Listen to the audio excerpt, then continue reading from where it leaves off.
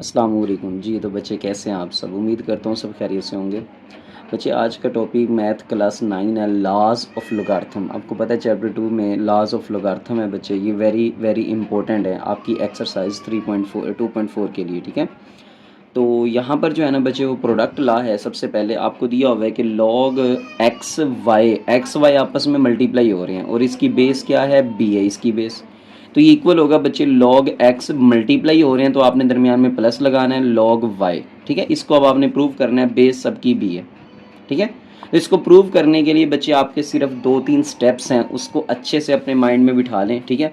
अब उन 2-3 स्टेप्स के अंदर देखें आपके पास ये वाली जो वैल्यू है, ये वाली, ठीक है, इसको आप लेट कर लें।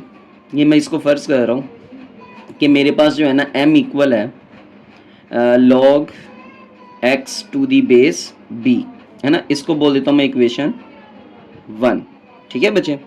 और ये वाला जो एक्सप्रेशन है, ये वाला, ठीक है, इसको मैं लेट कर लेता हूँ कि ये n के इक्वल है। ये किसके इक्वल है? n के equal, log y to the base b, okay. ये मैंने इसको m के इक्वल लेट कर लिया, इस वाले फैक्टर को बच्चे मैंने n के इक्वल लेट कर लिया, ठीक है। अब यहाँ पर ये वाली मेरी बन गई इक्वेशन नंबर 2। आपने इन दोनों को बच्चे, पहला स्टेप है लेट करना, दूसरा स्टेप है बच्चे इनको एक्सपोनेंशियल, ये लॉग वाली फॉर्म में, इनको एक्सपोनेंशियल वाली फॉर्म में लिखना है। तो मैं लिखूंगा in exponential form, in exponential form. जब बच्चे इन दोनों को मैं एक्सपोनेंशियल फॉर्म में लिखूंगा तो ये बी एम को अपनी पावर बनाएगा, ठीक है। और x जो है वो विदाउट लॉग आ जाएगा, x जो है वो विदाउट लॉग आ जाएगा। सिमिलरली जब बच्चे इधर से b n को अपनी पावर बनाएगा और यहाँ पर y आ जाएगा। ये लास्ट वीडियो में मैं आपको बता चुका हूँ कैसे इनको एक्सपोनेंशियल फॉर्म में लिखते हैं, एक्सरसाइज 2.1 में, ठीक है। तो यहाँ पर बच्चे देखें तो ये b की पावर n है, क्लियर, और ये इक्वल्स टू y आ जाएगा। अब x वाली वैल्यू को और y वाली वैल्यू को, x की वैल्यू क्या आ गई, b की पावर m, और y की वैल्यू क्या आ गई, b की पावर n। इन दोनों को बच्चे आपस में मल्टीप्लाई कर दें। मैं यहाँ पे लिखने लगा हूँ multiplying x and y, x और y को क्या कर दो बच्चे, मल्टीप्लाई कर दो। तो यहाँ पर अगर आप x और y को मल्टीप्लाई करोगे तो ये कुछ इस तरह से आएगा बच्चे, ये x y से क्या हो जाएगा, मल्टीप्लाई। मतलब इसकी जो लेफ्ट हैंड साइड है, ये इसकी फिलहाल ये वाली राइट हैंड साइड है बच्चे, x वाली और y वाली राइट हैंड साइड से क्या हो चुकी है, मल्टीप्लाई हो चुकी है। सिमिलरली बच्चे इसकी जो लेफ्ट हैंड साइड है वो लेफ्ट हैंड साइड से मल्टीप्लाई होगी, यानी कि b की पावर m जो है वो b की पावर n से मल्टीप्लाई होगा, ठीक है। अब ये देखो दोनों की बेस सेम है तो पावर्स क्या हो जाएंगी, यहाँ पर ऐड हो जाएंगी बच्चे। तो ये m प्लस n हो जाएगा इक्वल्स टू एक्स वाई, ठीक है। ये इन दोनों का प्रोडक्ट आ गया बच्चे। अब जब प्रोडक्ट मैंने सिंप्लीफाई कर लिया, अब आपने इसको किस में लिखना है, अगेन इसको किस में ले जाएं, लॉग फॉर्म में, इन लोगार्थमिक फॉर्म। अब जब इनको लोगार्थमिक फॉर्म में लेके जाऊंगा, आपको पता है बच्चे कि ये जो लॉग है, ठीक है, लॉग है यहाँ पर m प्लस n की बेस है ना m, तो ये इसकी लॉग की बेस बन जाएगी, और जो इक्वल के बाद है उनके साथ आ जाता है लॉग, है ना। और जो पावर होती है यानी कि जो एक्सपोनेंट होता है वो इक्वल की दूसरी साइड पे चला जाएगा, वो हो जाएगा बच्चे m प्लस n, ओके। तो यहां पर आपने करना कुछ नहीं है, जस्ट m और n की वैल्यू रिप्लेस कर देनी है। तो बच्चे m की वैल्यू अभी हमने जो ऊपर लेट की थी वो थी आपके पास log x to the base b, plus n की जगह जो हमने लेट किया था वो था बच्चे log y to the base b, और ये किसकी इक्वल आ चुका है, इधर आप देखें तो आपके पास x y to the base b है। तो ये बच्चे आपका जो है ना फर्स्ट लॉ ऑफ लोगार्थम जो है वो प्रूव हो चुका कि अगर आपके पास दो वैल्यूज आपस में मल्टीप्लाई हो रही हों तो उन दोनों का सम ले लेना है और दो अलग अलग से लॉग के फैक्टर्स बना देने हैं, ठीक है। तो नेक्स्ट बच्चे आपके पास दूसरा जो लॉ है उसमें आपको जो है ना कोशेंट ला दिया गया। अब कोशेंट का मतलब डिवाइड होता है बच्चे, तो यहाँ पर जो है ना log x ओवर y आ रहा है और ये इक्वल होता है log x minus log y। ठीक है, अब इसको सिंप्लीफाई कैसे करना है, अगेन ये वाला जो फैक्टर है ये वाला, ठीक है, इसको लेट कर लें, लेट ये बच्चे m के इक्वल है, let m is equal to log x to the base b, और ये जो दूसरे वाला फैक्टर है बच्चे इसको n लेट कर लें, is equals to log y to the base b। इसको बोल दें इक्वेशन 1, इसको बोल दें इक्वेशन 2।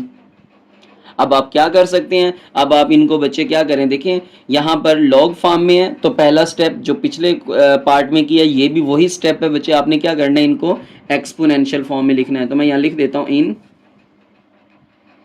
एक्सपोनेंशियल फॉर्म, इन दोनों को आपने किस में लिख देना है, एक्सपोनेंशियल फॉर्म में। अब ये जो b है m को अपनी जाकर क्या बनाएगा, पावर बनाएगा, और ये जो है बच्चे विदाउट लॉग आ जाएगा x। ठीक है, b उसको पावर बनाएगा और ये log विदाउट x आ जाएगा। इसी तरह यहाँ पर b जो है अब n को पावर बनाएगा और ये विदाउट log y आ जाएगा। सिमिलरली अब आपने क्या किया था, वहां पे दो वैल्यूज मल्टीप्लाई हो रही थी तो मल्टीप्लाई किया, बट यहाँ पे देखो x और y क्या हो रहा है, डिवाइड हो रहा है। तो आपने क्या कर देना है, डिवाइड x बाय y, यानी कि x को y के ऊपर क्या कर देना है, डिवाइड कर देना है। देखना जरा, मैं x को y पे डिवाइड करता हूं तो ये x ओवर y आ जाएगा ना, x को y पे क्या कर दिया, डिवाइड कर दिया। ये x वाली वैल्यू है, ये y वाली वैल्यू है। अब इक्वल्स टू x की जगह x वाली वैल्यू रखें, वो है जी b की power m, divided by y की जगह y वाली वैल्यू रखें, वो है b की पावर n। अब होगा ये कि बच्चे यहाँ पर b की पावर m तो रहेगा, बट b की पावर n जो है वो ऊपर जाकर पावर अपनी नेगेटिव कर लेगा। फिर अगेन देखो तो बेसिस सेम है, जब बेसिस सेम हो तो पावर्स बच्चे शुड बी ऐड, पावर्स को ऐड हो जाना चाहिए, बट यहाँ पे माइनस का साइन है तो प्लस माइनस माइनस हो जाएगा। तो दिस इंप्लाइज दैट यहां से आपका एक्सप्रेशन बन गया x over y equals to b की पावर m माइनस n। अब आपने क्या करना है, इसको अगेन लोगार्थमिक फॉर्म में लिख दें। तो मैं यहां लिखने लगा हूं इन लोगार्थमिक फॉर्म। इसको आपने क्या करना है भाई, लोगार्थमिक फॉर्म में लिख देना है। अब लोगार्थमिक फॉर्म में लिखने का तरीका आपको पता है कि ये जो बेस है ये किसकी बेस बनेगी भाई, लॉग की बेस। यहां पर जो बेस होती है वो किसकी बेस होती है, लॉग की बेस, और इक्वल के बाद वाली वैल्यू किसके साथ आती है, लॉग के साथ। ठीक है भाई, और ये इक्वल हो जाएगा बच्चे, ये जो एक्सपोनेंट है यानी कि पावर है ये इक्वल की एक साइड पे आ जाएगा m माइनस n। अब आपने कुछ भी नहीं करना, जस्ट m और n की वैल्यू रिप्लेस करवा दो। तो मैंने m की वैल्यू लेट कर रखी थी log x to the base b, minus n की वैल्यू थी बच्चे मेरे पास log y to the base b, और ये इक्वल हो चुका log x over y to the base b। तो ये मेरा जो है ना यहाँ पर कोशेंट लॉ भी प्रूव हो चुका। इसमें हमने डिवाइड किया दो वैल्यूज को, ठीक है, और लास्ट वाले में हमने मल्टीप्लाई किया। अब नेक्स्ट आपके पास थर्ड लॉ आ रहा है जो आपका है जी पावर लॉ। ठीक है बच्चे, क्या है जी, पावर लॉ। अब पावर लॉ में अगर फैक्टर देखा जाए तो इसमें सिर्फ एक फैक्टर है ना, यही फैक्टर है बच्चे। अब पावर देखो लॉग से पहले चली गई है, ये एक फैक्टर है। इसी एक फैक्टर को आपने लेट कर लेना है, चले जो दिल करता है m लेट कर लें, तो ये आ जाएगा log x to the base b। अब इसी को किस में लिखें भाई, सारे स्टेप्स सेम है बच्चे, स्टेप्स चेंज नहीं कर रहा मैं। तो इन एक्सपोनेंशियल फॉर्म, इसको भी एक्सपोनेंशियल फॉर्म में ले जाएं। ठीक है, अब जब इसको एक्सपोनेंशियल फॉर्म में लेकर जाओगे तो होगा ये कि b m को जाकर अपनी क्या बना लेगा, पावर बना लेगा, और ये x विदाउट log आ जाएगा, x विदाउट log आ जाएगा। नेक्स्ट बचे, आपने ये जो है ना दोनों साइड्स पर पावर ले लेनी है n। ठीक है, तो मैं लूंगा यहां पर taking n as a power on both sides, दोनों साइड्स पे बच्चे आपने n जो है वो पावर ले लेनी है। तो b raise to the power m, इधर भी आपने पावर n ले लेनी है और x के ऊपर भी आपने पावर n ले लेनी है। तो होगा ये कि पावर्स की पावर्स आपस में मल्टीप्लाई होंगी, ये m n बन जाएगा और ये x की पावर n बन जाएगा। ओके, तो नेक्स्ट बच्चे आपने करना ये है कि इसको अगेन लोगार्थमिक फॉर्म में लिखें। ठीक है, जब इसको लोगार्थमिक फॉर्म में लिखेंगे, मैं लिखने लगा इन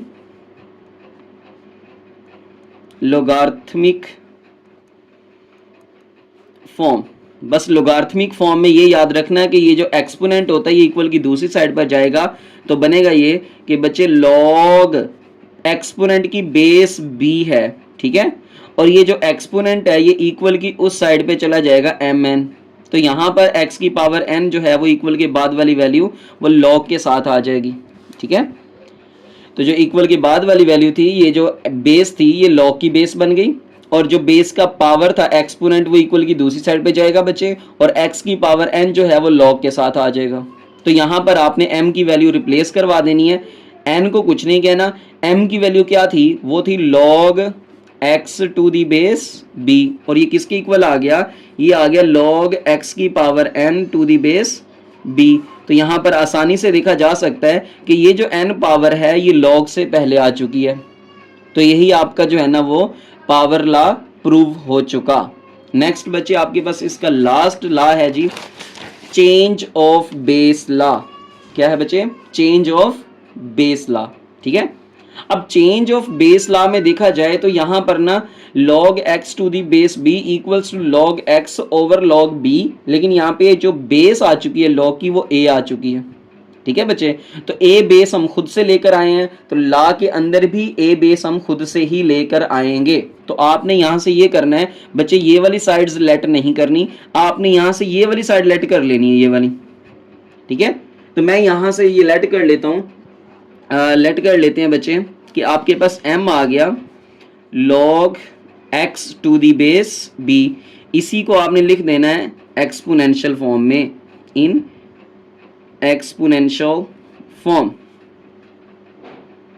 जब आप इसको एक्सपोनेंशियल फॉर्म में लिखोगे तो ये b m को अपनी पावर बनाएगा और ये आ जाएगा log सॉरी यहाँ पर जस्ट आपका x आ जाएगा। ठीक है, b पावर बना लेगा बच्चे, क्लियर, ये b बेस उधर जाकर अपनी पावर बना लेगा m को, और ये विदाउट log x आ जाएगा। अब आपने क्या करना है, दोनों साइड्स पे ना बच्चे टेकिंग, दोनों साइड्स पे मैंने कहा था ना यहाँ पे log a अपनी मर्जी से आ चुका है। ठीक है, log a हमने अपनी मर्जी से लगाया ना बच्चे, तो यहाँ पर भी आपने क्या करना है, taking log with base a, यानी कि log तो लेना है जिसकी बेस क्या होनी चाहिए, a होनी चाहिए ऑन बोथ साइड्स। तो यहाँ पर भी क्या आ जाएगा, log विद बेस a, तो ये b की power m is equals to log with base a x आ जाएगा बच्चे। अब आपको पता है कि पावर रूल क्या करता है बच्चे, m को पहले ले जाएगा ना, पावर को पहले ले आएगा, तो ये हो जाएगा m log b to the base a is equals to log x to the base a।